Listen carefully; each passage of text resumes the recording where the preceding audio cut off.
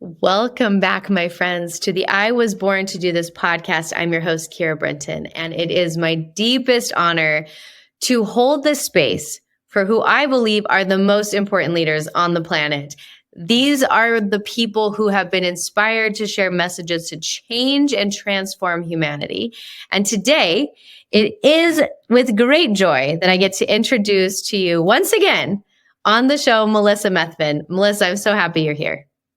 I'm so honored to be here, Kira, and so excited, almost surreal. Right. The last time you were on the show, we were in our beautiful Airbnb in Mill Valley, California, writing your book. Today, tell everyone why you're on the show today. Today, I'm on the show because I finished my book, and my book is coming out in just a few days. And I can't believe it. That was just January. It's June now. That whole process was done in that short time. So many people are like, what? How is this even possible? You know, some people, it takes years to write a book. And, with you in Mill Valley, how we wrote the book in just 5 days. Yeah. It was pure magic. It really was. That house was pure magic. I mean, it was like we were sitting amongst the tops of the trees. Yeah, some of the oldest trees surrounding us. And I felt that was really relevant for the topic that I was writing, to be completely covered and blanketed in all that wisdom from nature and that safety that we felt there, and inspiration as well. I felt really inspired there. I mean, some days I'm like, Kira, no, let's keep going. I could write and write without having any writer's block. Yeah. It just kept flowing, which is, it really was. Yeah. And you did such a great job connecting with me and my nervous system too. Well, thank you. It was my honor. It was my honor to sit with you. And I find it so interesting. I'd never taken an author to Mill Valley. I felt really inspired to take you there. And I didn't even realize that the house was going to be surrounded by trees, but also floating amongst the tops of the trees. And once we got there, it felt exactly what you said, like the trees were protecting us, because this topic isn't the lightest, easiest topic. And you are a warrior you have been through some of the most traumatic things a human could go through. And not only did you make it through, but you've risen. And not only did you rise, but now you're out helping others. And so I feel like God wrapped us in these trees to hold us as you brought this message through. And I just honor you. I definitely did. And I definitely did. And I thank you. Thank you. The calling was definitely stronger than me. And it happened almost instantly after my husband died. I felt such a strong need to use my voice, which was not normal for me. I was always, keep things to myself, but it was so strong. And along this journey, there's this beautiful painting that really I connect with by Young Sung Kim. It's called A Pas à Deux, and it's I'm holding God's hand and dancing along with him, and that's what I see throughout this process. I'm just dancing along with God in the flow of bringing out this message, very important message about just suppression over time, how it can show up in our bodies as either chronic illness or numbing, for my husband, and it just numbing all the pain and suppressing it and not allowing to fully feel how it can progress. My husband died by suicide 2 years ago, and I felt so called that it was an important message, because I know there's so many people that are kind of stuck or not living their full purpose or their truth. It's so hard to see your truth. It was hard to see mine. Yeah. I really avoided it. And So just a message almost like from a friend, I think that's so powerful to share a story. Once I started sharing more, because I just wanted to hide from the world afterwards, with my two beautiful children. But once I started sharing more, I saw how it allowed others to speak their truth in a safe place to share with me.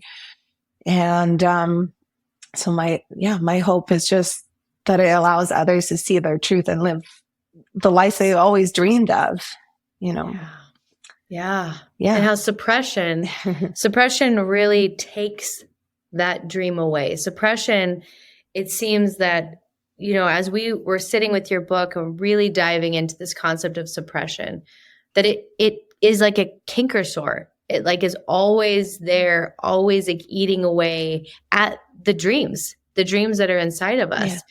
So talk to me about, first of all, let's say the name of your book. I think it's really important to say the name of your book. What's the title of this book? It's The Truth Behind the Smiles. And it's very fitting because my husband was a dentist. We owned a dental practice in Westilla, Alaska. And I'm a dental hygienist. So we definitely were very good at hiding behind our smiles. My husband had a great big smile and a great sense of humor, and he hid it so well. And so did I. That was just want to make everyone feel like everything's okay and always is smiling and bring that energy in a room. But it really didn't serve both of us to hide behind that smile. Right. So, yeah. And I think that's the power. We were just talking, I saw you in person 3 days ago or something. I was in Arizona for another author's book launch. And you were talking about your book to some people. And they said, yeah, it's so interesting. You see Twitch online, that amazing dancer that we all fell in love with from, So You Think You Can Dance, and how he had the greatest smile and just so much joy. And he ended up dying by suicide. And I think that you writing this book called The Truth Behind the Smiles, there are so many who struggle with suicide ideation, me included. No one would have ever thought that I struggled with suicide ideation, right? And so there's you're bringing to light this topic that so many hide behind their smiles. Yes. Yeah, I feel alone, they're hiding and all, because so many people you would never think, you would never, they're functional. My husband would work, 5 days a week and go fishing, go on different trips. We could feel, some struggles, he had a lot going on in his life at the time, but not to that extent, Yeah. And when I heard Twitch, that was just a year after, Scott passing. I could feel that pain, because that shock, because that's what it was. Such a shock to our community, our friends, and it was what else we could have done, So I just don't want anybody else to sit alone in that pain anymore. There's a huge amount of resources out there for people, and there's always hope. And that's what my purpose at this point. I mean, I wrote this book for my kids, because my biggest fear, somebody asked me one time, what's my biggest fear? My biggest fear is that this happens to my children also, because they're in an immense amount of pain. Yeah. And if we don't work through that pain for them, let them fully feel, and I find all the resources for their healing, then this could be a possibility. Yeah. And that is so scary to me, but I know it won't happen. I know, because there's hope. They see that now, and so this book is written, for them and to honor Scott, and because his story matters, and I think he wants that message to reach the masses. Yeah. So this doesn't happen to somebody else. Yeah. And your kids are so lucky to have you. where you didn't suppress this. And this is something I think is really powerful that you told me that stuck out to me, that when Scott died by suicide, so many people told you, like, don't say that how he died. Like, don't tell people that he died by suicide. And you're like, no, I will not suppress the truth. And you changed the generational patterns that day when you said, we're not suppressing this. We're not hiding this. We're bringing this to the front. And you have gone full forward in living truth. That is how you break the generational patterns. Yes. Yeah. It's stronger than me to change that. There's a chapter in my book called The Ghost of Generations, because I know back then it was so shameful, to talk about, if there was something that happened in your family, it was, let's not talk about it. I mean, that happened in my family. I know that happened in Scott's family, but yeah, no more. We can't do that. We live in a life right now that it is more, accepted, to talk about. And as hard as it was for family members to use the word suicide and to be very vocal about it, it was stronger than me there's a stronger purpose about talking about the stigmas of suicide, or just being aware of a suppression and going back to your childhood. Everyone has something that's impacted them in childhood, and it's going to trickle out in your relationships as an adult. Yeah. And it's important to really reconnect to yourself, like remembering who you are. I lost myself for decades in the role of wife, mom, suppressing my reality. But now this is why I wear this. I never take it off. You gave this to me in Mill Valley, and it's gorgeous. And it says, I am whole. And I remember every day who I am and my purpose and my why for this book, for this message. I pray every day who it'll reach who needs it the most. And I feel it's the people that might feel stuck in whatever they are in their life. They're feeling stuck, but they're ready to make that step. But that first step is so scary. Yeah. So scary. You feel like you're trapped. You're trapped in this prison because there's so many questions and nobody can answer them for you. But I talk about so many miracles. Even taking that first step, you will see miracles unfold that you would have never thought about. Once you're living your truth, doors will open. And that's what happened to my family. I mean, I can't believe where we're at right now in Arizona, in the most loving community, the kids' school and the flourishing. My mom has moved from Canada. There's just plentiful miracles, and I write them all in my book. Yeah. And so hopefully that gives a lot of hope to reconnect to your truth and live a more fulfilled life. Yes. And I think that this is really powerful, because this book is for everyone, actually. So this book is for everyone because everyone at some level suppresses. And when we suppress, and you go through this in the book, like it actually creates illness in the body and just disconnect and all this unhappiness. But it's also for people who struggle with suicide ideation, because you talk about it and you meet people there. And it's also for people who have lost family by suicide. This book is a book that I believe everyone needs. And it's a book that will also reach a very strong demographic. I want you to talk with me about the dentistry world, because this is a place in your heart, and this is a full demographic that they need support, they need attention, and they need love. Yes, absolutely. I write a whole chapter about it because we were part of a big dental community that we would fly 2 times a year for these conferences. So I've, met many dentists and heard their struggles, and there's a dark side in dentistry. Unfortunately, I think dentists love the practice, doing the intricate work, but it's what encompasses dentistry that is really hard. And I think not a lot of people are aware. Whenever I talk about it, people are like, oh, I thought dentists are, happy. They make it, good living and this, but there's such a dark side. And from many dentists, they were really rooting for me to write about it because they feel kind of stuck in their career. And it's hard, the pain, the excruciating back pain that they get from being hunched over, from even feeling people's energy. I mean, there's a lot of people out there that don't like the dentist. And they will tell the dentist on a regular basis. I mean, I don't blame them. Back then there was a lot of pain when it came to coming to dentistry, and that's changed a lot. But the dental community needs help. It's on the top number one for suicide. Just since I wrote my book in January, in our community and dental world, we've lost two men.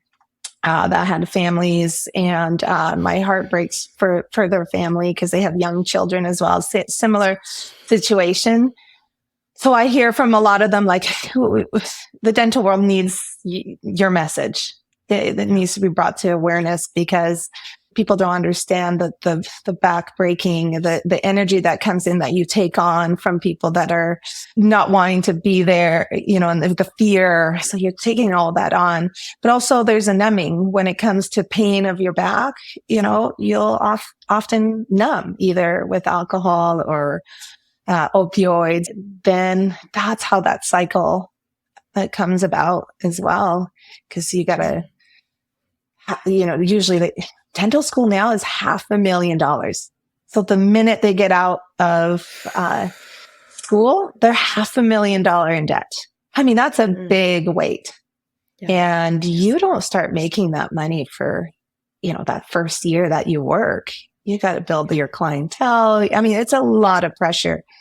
But I talk a lot about dentistry, and my hope, I even suggest a helpline. We have the suicide hotline, but I really strongly feel we need a dental hotline for, burnouts or, feeling kind of alone or stuck. Like so many dentists are now feeling they don't like dentistry anymore, but their education only leads them for that. So they feel stuck. Right. They're like, well, I have 10 more years to work and then I'll retire. But they're so unhappy, they're in pain and they're so unhappy. So I feel like having a helpline just for the dental community, I think it would save a lot of lives. And on the other end, it could be a retired dentist that has been through all of this that can really relate with them. I think the dentist would be more inclined to calling than just the general suicide hotline. I mean, that's fantastic as well, but I don't know. I feel like this would be a strong calling for me. I feel like a lot of dentists would like to have another dentist on the other end. Yeah. I think you are very inspired to create this, and I know you will, because I think that this is we only get the callings that we're here to do. Right? Like I always say, like, I'm never inspired to go fix an engine. I'm never inspired to do heart surgery. Like, these are not the things that I'm here to do. Right? Like, the things I'm inspired to do is because it's what I've been called to do. And I feel like this is one of the things that you've been called to do. I think you also are extraordinary. You're a breathwork facilitator. You help people be able to move through their trauma easier with breathwork. You're also just phenomenal at bringing hope, because I feel like God gave you added strength to have been through what you've been through, to have experienced losing your husband by suicide, and to not have crumbled, but instead you rose and you followed the calls that God gave you to move from Alaska to Arizona. You didn't know anyone in Arizona. You've built your whole life in Arizona. You felt called to write this book. You didn't shy away from it. You wrote it. You felt called, like you bring so much hope. What would you say? Like, what is the seed of that? Like, what has given you the strength to be able to do what you've done after such tragedy? Oh, that is all God. I mean, He's given me the strength. Because if I even look back to when my husband passed in those first 6 months, I was like, how did I do that? How did I do that? It was so so busy. How did I get up every day? And my task every day was just tremendous, from taking care of we had the lawsuit, my children, of course, grieving, and taking care of the dental office and the finances and selling. It was just an immense amount. And without God and faith, like, he gave me the strength. And of course, the community. I had a community of people that kind of just rose to help our family, from sending us meals for 3 months. So then I wouldn't have to cook, 3 months. I had donations and cleaning services. I mean, people were sending baskets for my kids, and, it gave us so much hope and light and strength. I still remember my children. We had this calming corner that my good friend had set up, and I had all the feelings that they can put up there with little pictures. And a lot of times it was always the sad, the hurt, the pain. But one day, my son put joy, and I was like, oh, wow. And so I asked him, I'm like, oh, what brings you joy today? And he said it was all the love, the meals, people giving things. So God gave him hope that we're going to be okay without dad, that was an outpour of love. And so being able to give that hope to others now, that's what gave me the strength. I mean, our God, faith, and our community, all the people around gave us that strength to one step forward to where we're at now. And breath work has been tremendous as far as my healing and how powerful that was. I really wanted to dig deeper and become a breathwork facilitator as well, because I've seen the impact that it has on my life and many others. So to give that gift of breath is really powerful. And another calling that I don't know where it's going to go, but I keep praying on it, is I found that it was really hard to find resources for my children for their healing. As far as somatics, that sound is so healing for them. Tapping, learning that. There's a lot of resources for adults, but more because we need to plant those seeds, those tools at a young age. Can you imagine if we had that as a young age, where we would have been, to really connect to ourselves. So I truly feel if we can integrate that either in schools, some kind of mindfulness, giving them the tools of how to really remove that shame critic that they have. Yeah. I know my son, his little voice inside is so harsh on himself, and so to really work on that and creating a beautiful program for kids to have these tools as they get older. That's so beautiful. And specifically for kids who are going through loss of maybe their parents went through divorce, or loss of a parent, or loss of, even if they have to move schools, like it feels like these are the things that they would be innate for children, because children move so much, and they make noise and they do all these things. It's like, if we could teach them how to channel that movement in a way to reset their nervous system. Oh my gosh, Melissa, let's go. Let's build that program. Yeah, I'm in. Let's go. I know. I feel like, we need to come in schools. Like, they spend 8 hours a day there, and if they get to learn it. I still remember when everything happened and they returned to school, I had brought the same poster that I had, the feelings one, because my son was in kindergarten.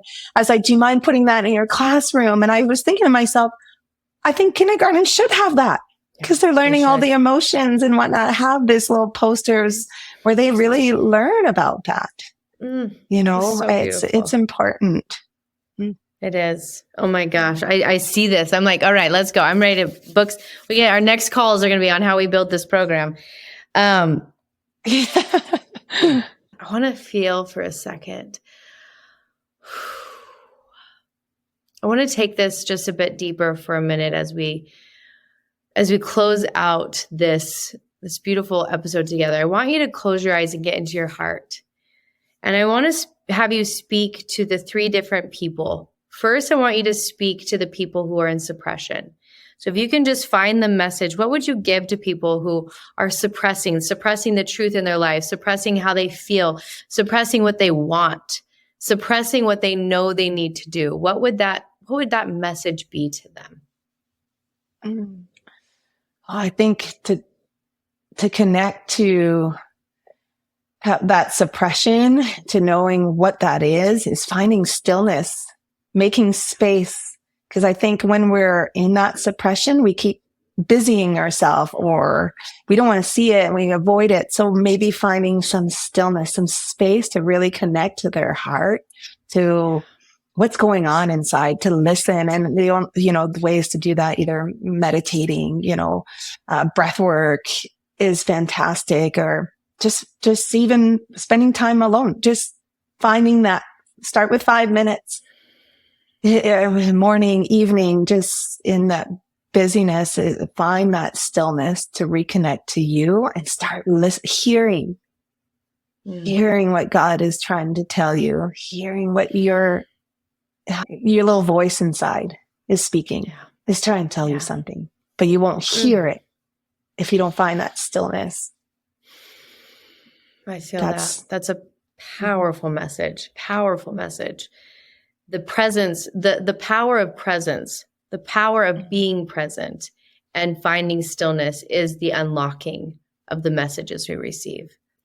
And I think that is just so powerful. Oh, I love that.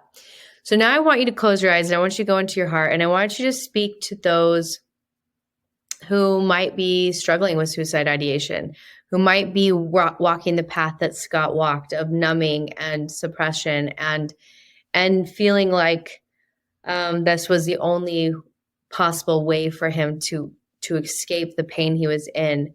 What message would you give to people right now? Oh, the message is to fight to live. And there is hope. That's not, to quiet that voice that's telling you that's the best way to go is talking with God, communicating with him. And so then you leave less space for that darkness to come in, but also reaching out, reach out to call that suicide hotline is 988, or call a friend or somebody. A lot of times they're isolated and they haven't connected with somebody for a really long time, but remember who was there before and maybe give them a call. Say, I'm not okay. I think just making that first step forward for a resource that's out there can start that process. It seems probably really overwhelming, but just really speaking your truth, not hiding all of that by yourself. Tell someone that you're getting these thoughts. Yeah. You're not wanting to be around anymore. I truly feel that when those people are kind of attacked that way by darkness, there's a bigger purpose for them on the other end, and they're trying to shut that down. Yeah. I truly feel that. I feel there's a big purpose, and that's why that darkness is hitting them hard. And so I truly believe that. If they can take that first step and start that process one day at a time, you don't have all the answers, but that you will find light and hope in the people that will help guide you through that. It's fight to live. I mean, it's so important to be around. I mean, if Scott could be here now, and I know he saw all the love. He had so much love in his beautiful children and family. I know he had a big light, big heart, big purpose, but it was speaking his truth and reaching out. He thought he was Superman. Don't think you're Superman and do it on your own. Yes. Yes. Oh, powerful. I think I'm going to piggyback on that for a second, if you're okay with it. Yes, absolutely.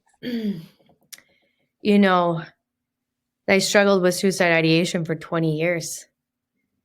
And I was in a deep, deep experience of suppression in those 20 years. And I suppressed my own inner knowingness and my own truth, which made me want to die. Like, it was the suppressing of what I knew was true for me. And it was a suppression of my voice, and it was a suppression of my light, and trying to make my bright, bright light be smaller, smaller, smaller. And when I changed my life situations and I stopped living in suppression, I said what I needed in life. And when I spoke my truth, the suicide ideation went away. And I never thought I would live without it. I thought I would live with it for the rest of my life. It was such an awareness to me, especially when we were writing your book, of like, I wanted to die because I was suppressing what my soul was telling me. I was suppressing what I was here to do on the planet. And so I speak this to so many people that you don't have to live with it forever. And it's interesting that suppression is the root cause. Suppression of whatever, right? For me, it was my truth. Could be suppression of anything. It's just the suppression makes us feel caged. And in that caged experience, the only way out of the cage feels like death. And so for me, that always felt like the only way out because I didn't know how. I didn't know how to get rid of the suppression. And suppression just felt like a prison. And so I think that your book is going to unlock so much freedom for people. And I hope that I can share my message as well of like this, that there is hope, that you can actually live beyond suicide ideation. And every time it has come back, it's come back 3 times since it left. And it's interesting, I tracked it. Every time suicide ideation shows back up for me, it's right before I expand. It's right before I become a bigger version of myself. And I feel as though whatever darkness wants to put me out right before I go to the next level. And so I just so resonate with what you said. That is those who look at you now. I mean, look, this is why there's so much darkness. Look at the light that you're bringing. Look at the authors. I mean, I could write my book because of you and share my message. If you weren't around, I wouldn't have written my book. And, and all the other authors. And look at the impact that you're having on your children. They're so proud of their mom and that strength and what you've created now. The Mosaic Network, your publishing house. I mean, you are on fire. Kira, I mean, your story is that hope. I think about you and I was like, wow. I it's think so that beautiful.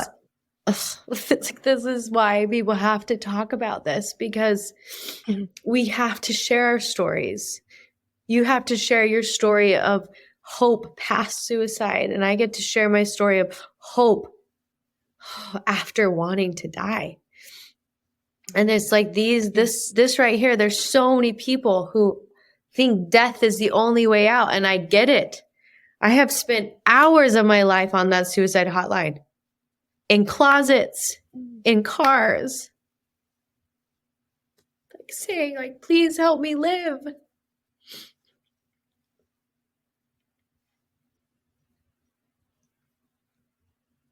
So whoever is listening, if you're struggling, like, no, it's just because you're so fucking bright. It's just because you're so light. Get help. Like, we need you on this planet. Yes. Oh, yes. I believe that wholeheartedly. Wholeheartedly. So this book, I have to be honest, before, like, writing this book with you was super hard for me, because this made me deal with my demons. Like, I had to deal with the demons who wanted me to die for so long. And it was wildly healing for me to support you in bringing this book through. And I know that this book is going to save millions of lives. I state it right here, right now. Like, this book is going to save millions of lives. It's going to help so many dentists where no one has given them the hand that they need. This book will do so. And it's going to save so many lives of teenagers and of mothers who are in closets crying. Like, grab the phone, call the hotline, find support, get Melissa's book, do the work, do the breath work. I do breath work 5 times a day. I do red light therapy twice a day. It's like, we've got to do the work to help our nervous systems handle life. Absolutely. This is every day, and I'm still learning, but yeah, I have to. Same thing, red light therapy, breath work. I do the cold plunging, I had my counselor, tapping, and it's a constant thing, it's a constant, but it's so worth it once you start feeling better and attuned to your body and what it needs. Yeah. And anyone who's listening, if you don't know breath work, we've got Melissa's information. She's your girl. You're going to want to book a session with her. I mean, she's going to book up so damn fast. So I highly suggest you book now. Grab her book, learn the tools that she teaches inside as she does. But I highly suggest people take both of our stories. Both of us have dealt with suicide, both different sides, right? Like, I've dealt with wanting to die. You've been on the other side of the tragedy of suicide. But both of us have learned how to navigate life with our nervous systems. So could you speak to that for a minute? I know we just touched on it, but go just a quick bit deeper into what you do that has helped you navigate through loss and trauma in helping your nervous system. Oh, yes. Well, for me, I just dove in to find all the different resources. So there was a lot of free resources, on YouTube, Spotify, and reading a lot of books. So I read a lot of books about people that did make it through some really dark times and what got them out. I was really curious about that. I was like, okay, well, why some fall, why some don't? And I found there was a commonality where they did breath work or meditation. There was journaling, writing. I tell people how healing writing was. So I'm telling everybody, write a book, even if it's just for their own personal healing, because it was releasing. Even with you, some parts I wrote and I didn't keep it in the book, but it was just to write it and send it out. So I don't have to hold on to it. So what that was huge in my healing was writing. So I tell people to journal a lot and write. And also I dove into cold plunging, and that helped me build that resiliency. Cause if I had heart palpitations, I couldn't eat. I was losing my hair. I mean, my nervous system was just on high alert. And all of that helped to calm myself and to build that resiliency for challenges as they keep coming through. So I now incorporate all of these modalities, a counselor that really connects with me and works with the inner child to really go back to the root where that suppression start. I mean, it started very young, at a young age, so that I'm not continuing these patterns. And a lot of it is changing, my thought patterns, really watching my thoughts and where they dove in, and growth in my faith as well. And really connecting with God and asking, when I was writing at night, I'd always ask God, okay, what's the most important message that needs to come out tomorrow? And really connecting with him and seeing those signs. It's so important, the red light therapy, to just really connect with what do I need? When I'm starting to feel overwhelmed, and letting these emotions through, because I was really good at hiding my emotion, especially crying is something I suppressed since a young age. And breathwork allowed me to have a safe container to cry, and because I held so many people's grief, and that was my safe place to cry, or the PTSD of that day.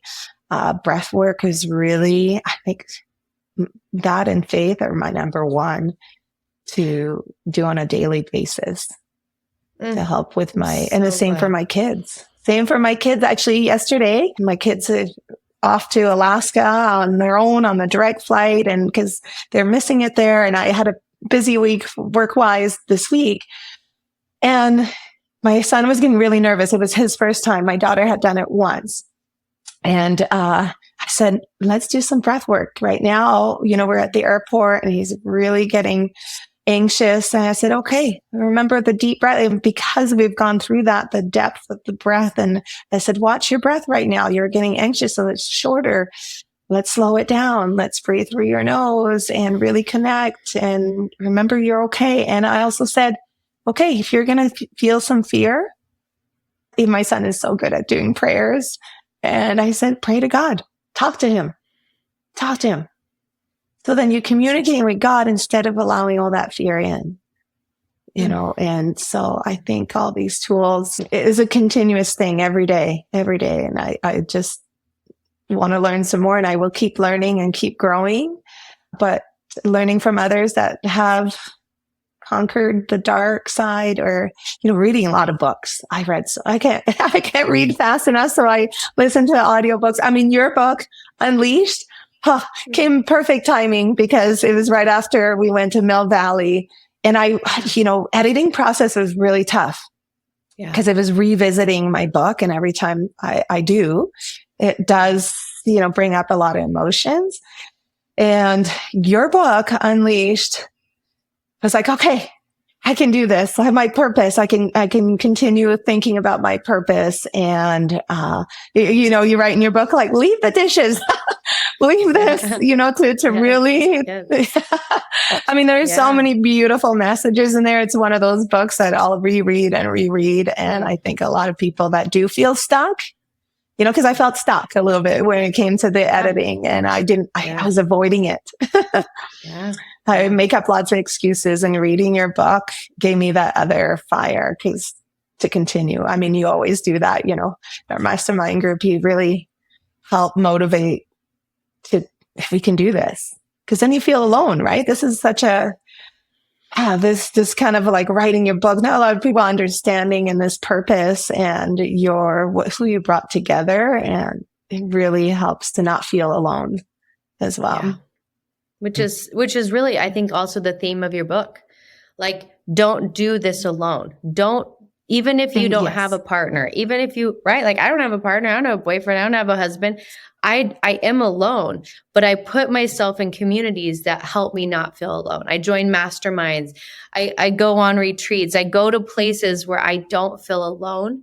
And I think that there's so many ways that as humans, we can find communities that will hold us. Yes. And it's really important. And I feel that with authors, it's extremely important that authors have a community, which is why I have a mastermind. Like, don't walk this alone. This is a brutal path sometimes to share our stories, but we do it out of service. I mean, on my mastermind meetings, weekly, our group was just so fantastic. And even everyone sending me messages along the way, like, you're doing so great. I'm so proud of you. And we're all rooting each other because we get it. Yeah. We understand the process. And even with the Mosaic Network, same thing. It's just such a beautiful resource of people and how to navigate. How do I get my message out there? I don't know.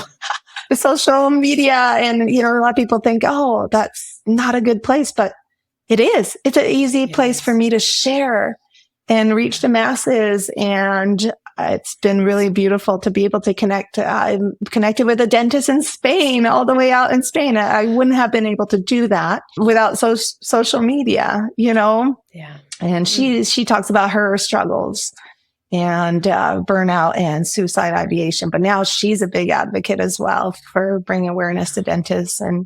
And it's just a community, a network. Oh my gosh, Melissa, definitely. I'm just so proud of you. I'm so proud of you for thank you for all that you have done, showing up for your kids, helping them heal, doing your work to help you heal, writing this book. And this is just the beginning. I mean, this is just the beginning for you. This book is the launch pad that is going to really help you go out and make a big difference in the world. And I know everyone listening here, they feel it's like, this is the work you're here to do. And it is like my deepest honor to have helped you like along the path. It was my deepest honor to sit with you and your stories and your words And I feel very lucky to be the publisher of this book. So with that, my dear friend, everyone go grab her book. The links are in our show notes. All of her social media will also be on there as well. You can find her on Instagram. What is your Instagram name again? It's Melissa_gratitude, because that's what I live every day. So much gratitude. I always say it all the time, but it's true. It's living a lot of gratitude in my life. So Melissa_gratitude. Everyone go follow along with her. Grab her book. It is called The Truth Behind the Smiles. And as always, as I finish our episodes, I want you to just drop into your heart. And the final message I want you to say is for those who have lost a loved one by suicide, what would your message be to them? Oh, wow. Oh, yeah. Every time I hear a story of someone lost, I feel it to every cell in my body. I feel their pain. I feel the sadness, the shock, the tragedy. And also, I feel the biggest message is there's nothing else they could have done. There's nothing else, because they live in that shame and that guilt. It's like a ripple effect. That's what happened in our community. Everyone felt it. But I think as the person that was closest to, a lot of people came and asked me so many things, like they needed more closure. But I had to do all my healing. They looked for that person that was closest to them for closure, more questions and what went wrong and what could have done. And that's really hard for that person to take on everybody's grief. So I would say to just try to remove that shame, the what ifs, because you'll replay everything. I did that. I replayed every minute. What to do, the minutes to get to him. I replayed that day, so many times in my mind, but I know in my heart, there's nothing else I could have done. I was there, send love. And now it's time for them to heal themselves. Take time. We can't live in the past, the what ifs. And you got to work on you and your healing and your grieving, and give yourself some grace. It's going to take and there's a lot of resources, but take the time for you. And I know for me, it was really helpful to write a letter to Scott, whatever is on my heart. Cause I was mad. I was mad that he left us like this. And our poor children, there's so much pain. And I couldn't remove that pain for my kids. You want to remove it, but you can't. So just writing it out, that was helpful for me, to write a letter to Scott, just what was on my mind, but also releasing everyone else's grief and the questions. I don't have to answer them. I don't have to give them closure. I just have to start healing myself. And so I would just say, don't live in that shame, that guilt, and the what ifs, as hard as that is. And I just send them so much love, because that's the hardest way for someone to leave you. Just so many questions, and you'll never get all the answers. I know I will so not. Beautiful. Yeah. That's an important message. And Melissa, I just want to thank you for being who you are. Thank you for writing this book. Yeah. Thank you. Thank you for helping me. I love you so much, Kira. I love you too. And for everyone who's listening, I want to thank them for sitting with us in this conversation. I know this is not an easy conversation. It's an important conversation. This is a conversation that is going to save lives. So my request is that whoever is listening, that you send this episode to someone that you know who's struggling in any one of these ways. And my message is that there is hope, that death is not the way out, that there is a way to move through the pain, and that there is so much light on the other side of choosing to live. And we are both here to fight like hell for you, because we know that you are meant to be alive. Absolutely. Yeah. With that, my friends, have a beautiful day. We're wrapping you in so much love. And we'll see you on the next episode of I Was Born to Do This.